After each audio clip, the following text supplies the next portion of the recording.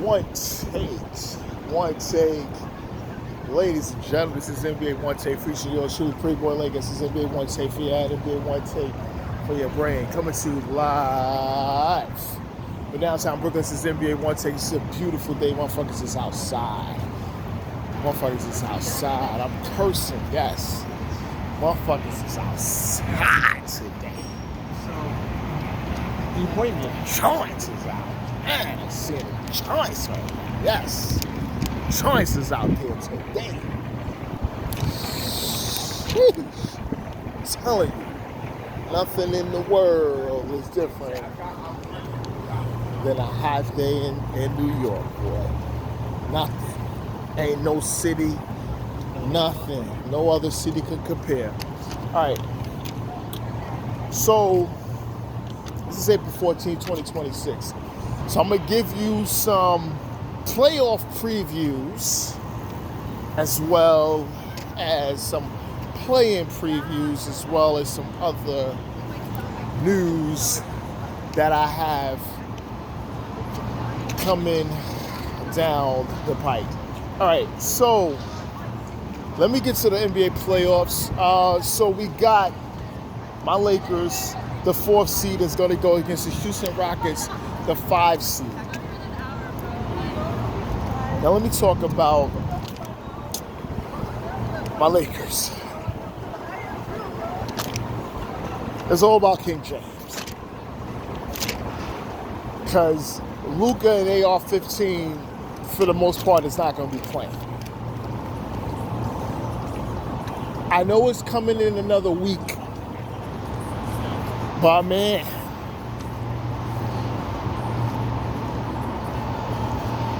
we don't really know what's going on with Luka. AR-15, when he went down, they saying possibly 4 to 6 weeks. So now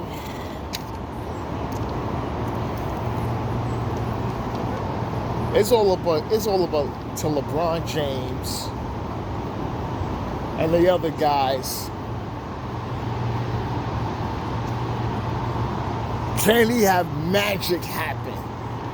Can LeBron James at 41? He old. He is old. At 41 years of age,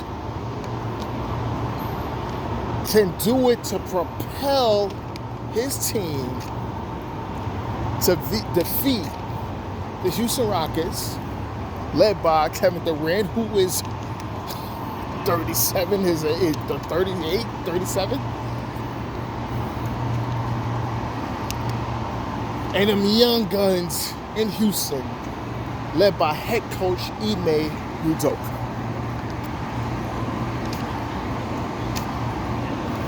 Ladies and gentlemen, I don't think Luka and AR-15 is going to play in this series. And if Luka does come back, especially around a game 3 or something, the Rockets most likely will have a 2-0 lead. I got the Rockets beating my Lakers in 6 games.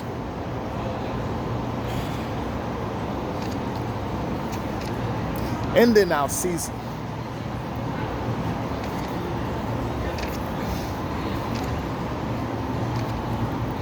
I think just Ahmed Thompson, Şengün, Jabari Smith Jr., Tari Eason, Reed Shepard, those guys we're just going to be outgunned. And it's nothing we could do. Because even if LeBron gets 38 or 38 in a game or get 20-something, it's just not going to be enough. It's not going to be enough for him.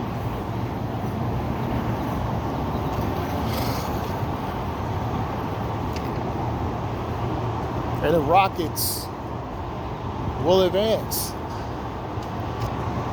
They will advance. And it's sad too. It's sad.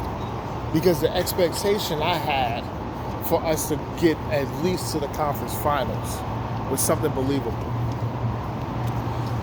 Right now, okay, the next NBA playoff matchup, we do have 3 versus 6 as the New York Knicks versus the Atlanta Hawks. I got the Knicks in 7 games, and here is why. This is not going to be an easy series for the Knicks whatsoever. The Atlanta Hawks' depth at the wing position is going to offset a lot of things that Jalen Brunson likes to do. This is going to be a very tough series, to the point that even if Karl Anthony Towns can be somewhat of the MVP of this series, he has a lot to deal with. It's not going to be easy for him to get past their big men, their wings, who's defending, with Dyson Daniels and the all-star Jalen Johnson, who's just can do it all in the stat box. CJ McCollum is there. Nickeil Alexander-Walker can score with the best of them. This is going to be something. And they're going to be in big trouble against the Hawks. And this is going to be a very hard-fought series for the Knicks. I got them at 7, but this is going to be tough for them. Very, very tough. And they will see how tough this Hawks team is. Because the Hawks right now is on the trajectory of this is their waking moment to get, but now next season they're going to be that next team up in the Eastern Conference.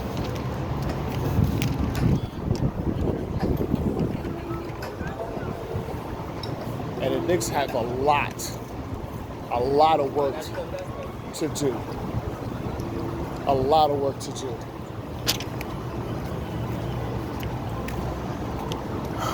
And the next series is going to be the Denver Nuggets versus the Minnesota Timberwolves. Now, these two teams met up 2 years ago in the second round, and Ant-Man vanquished this team.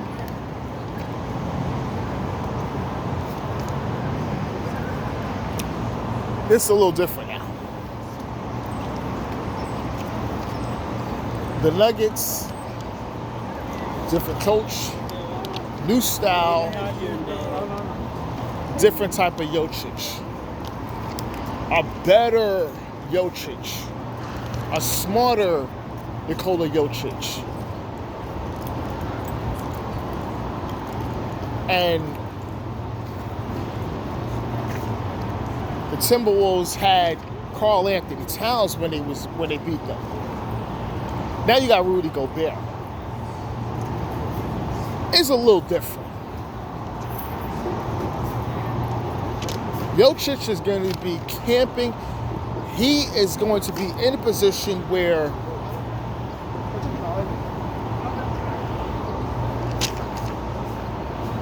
he can rest a lot. He won't be there prone to make any kind of mistakes on defense. Nope, what's out? And you think Rich Adelman is an idiot? Remember several years ago when the Utah Jazz was in the playoffs and Rudy Gobert, who they played. Well, the offensive play was to have Rudy Gobert go in an L shape on one side of the court, meaning he defends the pitch post and always run into the corner. And I think they was doing that so many different times where Rudy Gobert had to always go from pitch post to run to the corner on defense. And they was vanquished because of that. This was years back.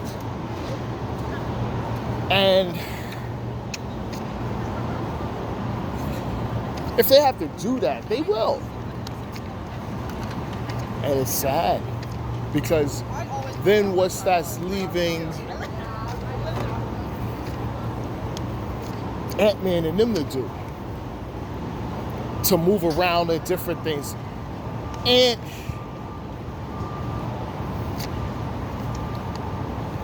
the Timberwolves is going to go down to 6 games. And then Anthony Edwards will question his future in Minnesota. Because it's different when you go back-to-back conference finals and then the next thing you think is like, okay, when is it my turn and we go to the NBA championship? No, it's a little different.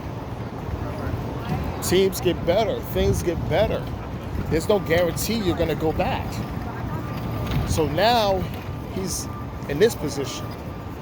It's not good. Because they're gonna be vanquished in 6 games. And I think, like I said, I give Ant 2. I give Ant a 50-point game. I give Ant one of those games. But Ant and them is not going to beat them. They're not going to beat the Nuggets. No way. That's not going to happen.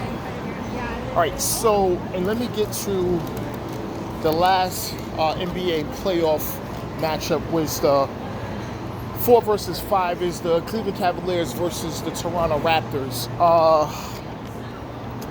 I got the Raptors losing in 5 games to the Cavs. I think when the Cavs got James Harden and Donovan Mitchell, I think that was just a huge burst for them on offense. And I was able to work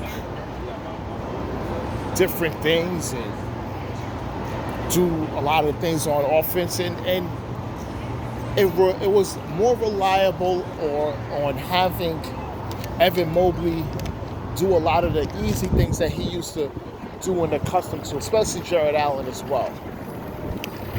These guys were trying to have them as playmakers, where they're not anymore, meaning the ball's coming to you. So then you got the shooters and things around, and I think the Cavs are gearing their team up to take the Raptors out at 5. Now, Brandon Ingram and Scotty Barnes, especially Scotty Barnes, I think that could be a good 1-2 punch combo. But I don't think the Raptors are at that stage right now where they can really make some noise. Don't get me wrong, I could see them winning 2 games. But I don't think this is going past 5. I think the Cavs is going to take a 2-0 lead, go 2-1, win a decisive game 4, and then close them out at 5.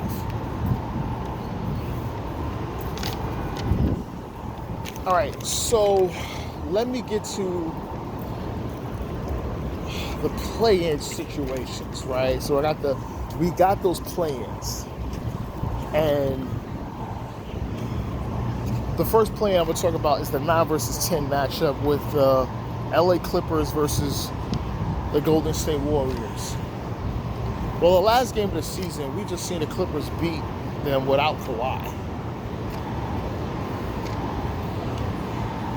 The Warriors, ladies and gentlemen, is in trouble. They're in trouble. The Warriors are in big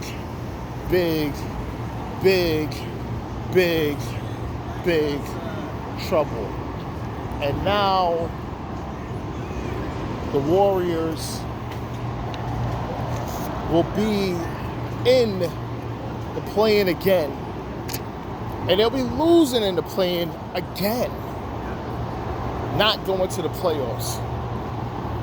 Steph Curry wastes another year. Even though he's past his prime, he's still a threat out there at a very high level and won't be able to get it done. Because the Kawhi And those young guys that they surrounded him with is going to be able to take care of this. To play another playing game and try to get to the playoffs versus the OKC Thunder. Because those guys that they got, they're just, it'll be too much. You know, like Draymond and these guys, they're going to try. Steph is going to try. But unless I see something out the blue, like Steph getting 60,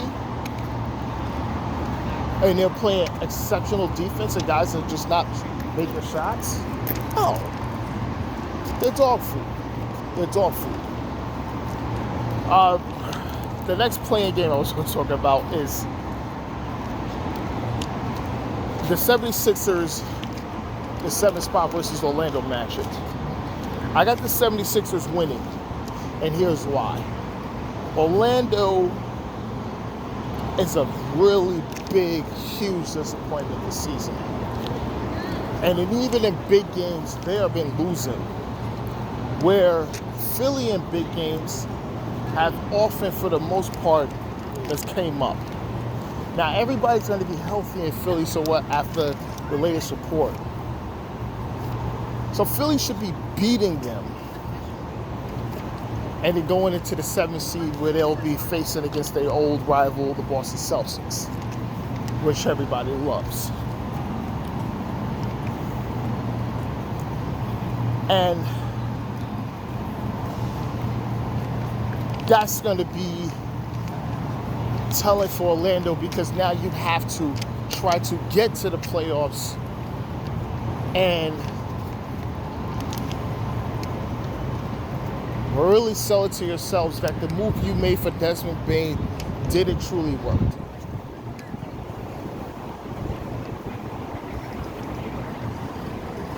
And are you in a position to actually trade possibly Franz Wagner to get something else? Because the Wagner and Paolo combination, sometimes it looks good, but it doesn't.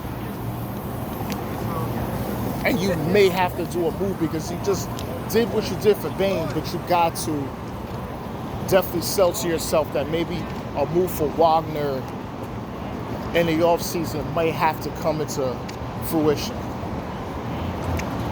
All right, so, and then the other matchup, the play-in will be the Suns versus the Blazers for the 7-8 matchup. I got the Blazers winning. And here is the reason. Those Blazers has been playing playoff basketball for a while now. And Drew Holiday and Scoot Henderson, and especially the All-Star Denny Avdia and Klingon, and those guys are been really, really playing at an extreme high level.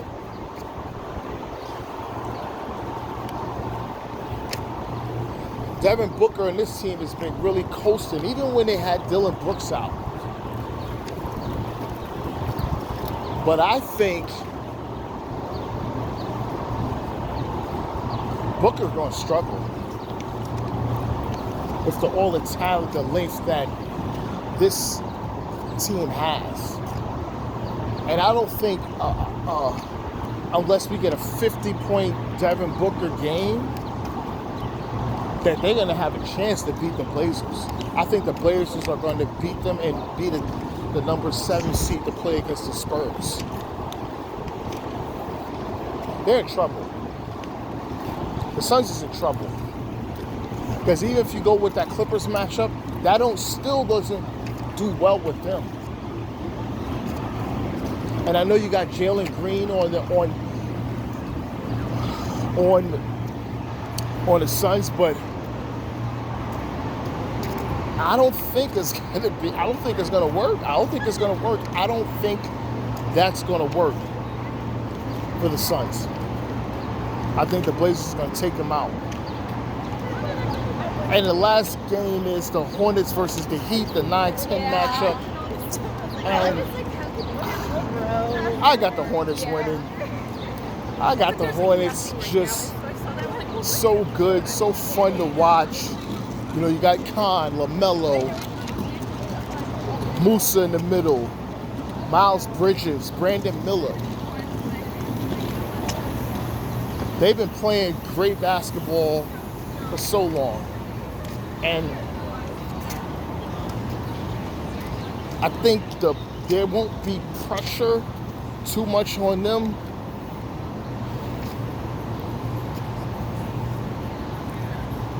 And I don't think Norm Powell and Tyler Hero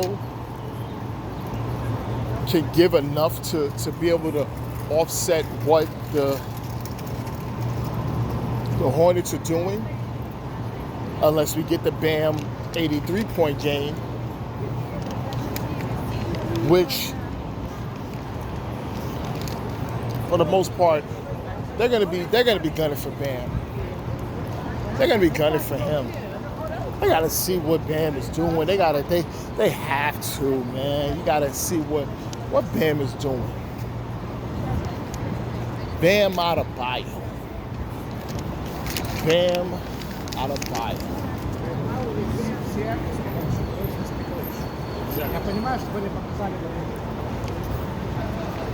And that's the thing. It's Bam Adebayo. What are we gonna get out of him?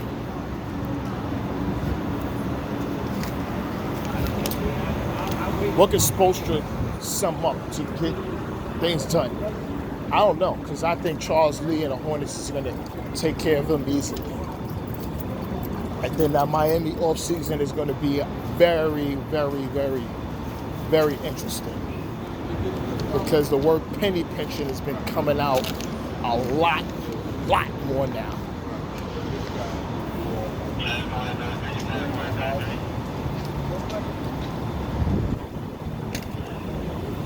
Because this makes 12 years since you did what you did with LeBron, and it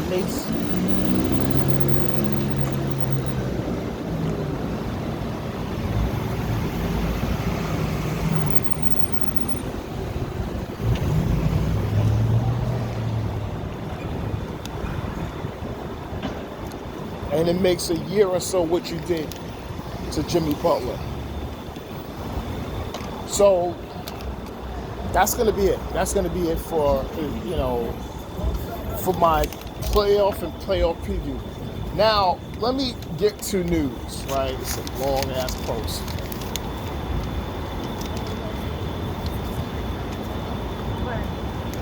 Doc Rivers.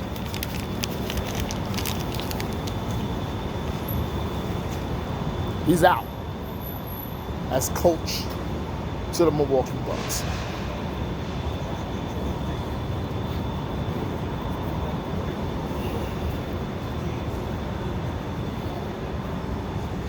Doc Rivers has been eating.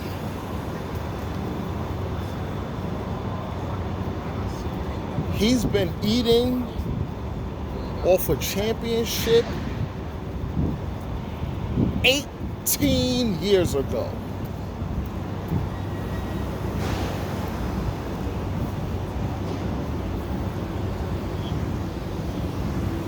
And I'm going to tell you something. I've never seen players in a team eat more off a championship than the 2008 Boston Celtics. They are eating away, and you can see it. Rondo, KG, Paul Pierce, Perkins, Tony Allen, all these guys, Big Baby Davis, they're all eating off of it. All types of outside the basketball things. It's been always working for them. But this is NBA Onetake's Pretty Boy Laker, and I'm out.